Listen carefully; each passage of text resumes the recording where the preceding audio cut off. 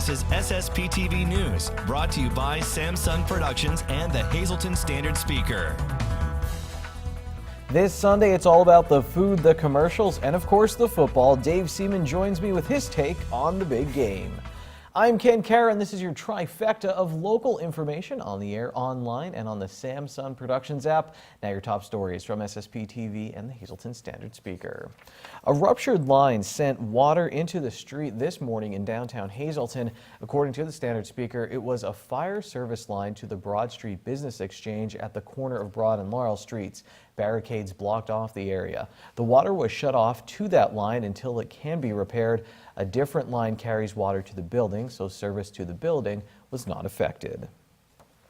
A Hazleton woman who attended the March for Life for the 45th time is talking about her experience. Marianne Lawton, president of the Greater Hazleton chapter of Pennsylvanians for Human Life, sat down with our Lisa Sugar to share her experience at the march and at an event the very next day.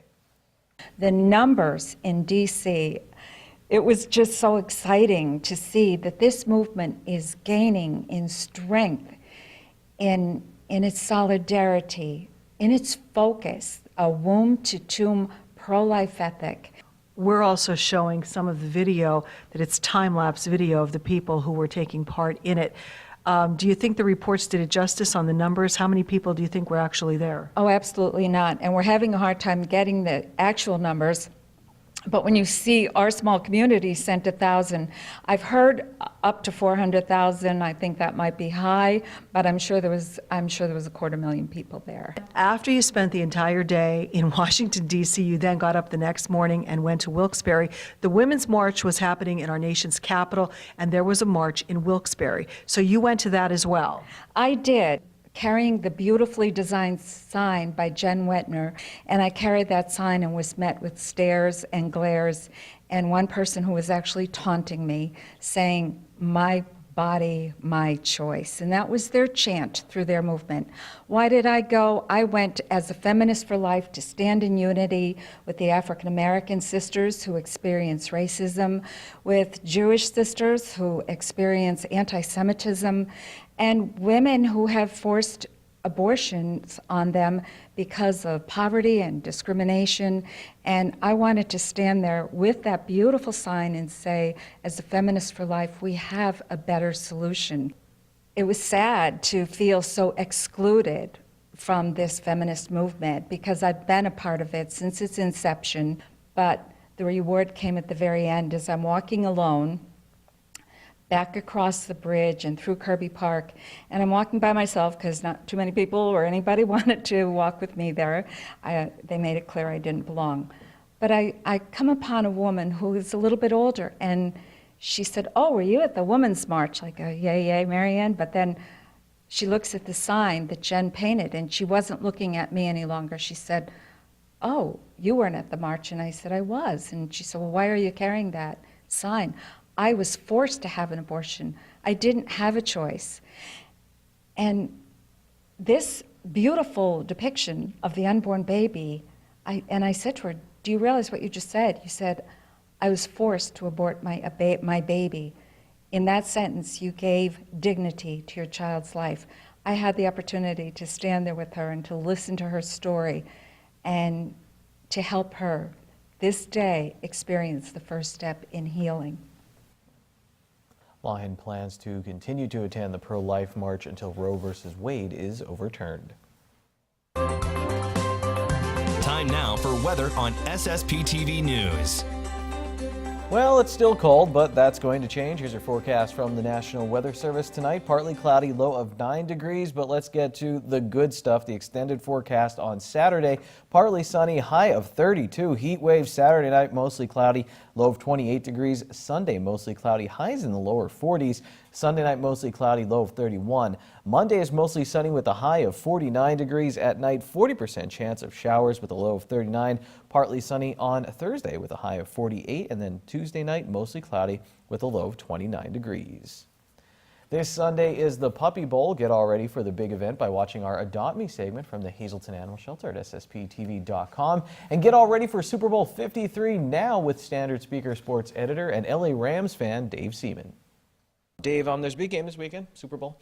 Getting ready for that. Your Los Angeles Rams are there. How are you feeling as they go against this Patriots team, who I didn't watch a lot of NFL this year, Dave, until the playoffs, but I was very impressed by the Patriots. Yeah, the Patriots have definitely stepped up their game from the beginning of the season, middle of the season, where they lost a few games. They weren't that great on the road, but then lo and behold, look who's back. Listen to Tom Brady, any sound clips. He's back. He's hungry, and they remember what happened last year too. Disappointing loss to the Eagles at the end, and they want to go out the right way this time. They're playing a Rams team that really not much experience in the postseason level. Granted, they won a couple games. They went over the Cowboys, and then they beat the Saints in the controversial fashion. First time, are they going to be happy just to be there, or do they take it up another notch? Because the Rams obviously have to match the Patriots' intensity and their experience level. The Rams definitely have the talent to play with the Patriots. Do they have the experience level? I don't think so. I think the Patriots, too, like you said, they're on a mission. You just keep asking every year, how much longer can this last? But here they go again. Catch Dave's take on local sports pretty much every week on our sister show, Community NEPA News. District Wrestling Team Championships are this weekend, so here's your friend and mine, the SSPTV Standard Speaker scoreboard. At the District 11 duels, North Schuylkill beat Tri-Valley and then lost to Wilson in the quarterfinals. Tamaqua lost in the first round, and Monoy area had a bye, and then they lost in the quarters to Lehighton. So Tamaqua has been eliminated, but Monoy area and North Schuylkill still have a shot at third place. Monoy area wrestles against Jim Thorpe on Saturday, and North Schuylkill takes on Northwestern Lehigh. One girls basketball score, Marion beat Shenandoah Valley. Emily Schad and Macy Alansky had 13 points for the Phillies.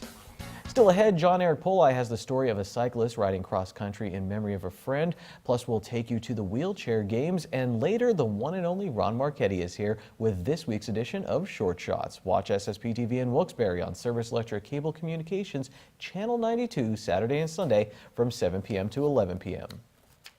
Good evening, everyone. Here's today's Talk of the Town. Trinity Academy is currently welcoming new students that live in northern Schuylkill County. You must be in grades pre-K through 8th grade. To schedule a visit or for more information, you can call the number on your screen. And Booty's Place in Hazleton has a few weekend specials for this weekend, and they are currently listed on your screen. For more information, you can call Booty's Place at 570-455-5551. And that's today's Talk of the Town. SSPTV News would like to send sincere condolences to the family and friends of these recently departed. Seymour M. Bronstein of Hazleton. Services will be private under the Firo Funeral Home. Frank Anthony Cabell of Hazel Township. Mass will be February 8th at 10 a.m. at Good Shepherd Church. President McCall on February 8th from 9 to 10 a.m. at the church. The Firo Funeral Home is in charge of arrangements. Donald M. Drasher of Drums. Funeral will be Tuesday at 12 noon at the Harmon Funeral Home in Drums. Friends may call Monday from 6 to 8 p.m. at the funeral home. Joyce Ann Johnson of Drums. Services will be private under the Harmon Funeral Home in Drums. And Verna A. Capus of Harwood. Mass will be Monday at 9:30 a.m. at Transfiguration Church. Friends may call Sunday from 3 to 5 p.m. at the Frank J. Bonin Funeral Home.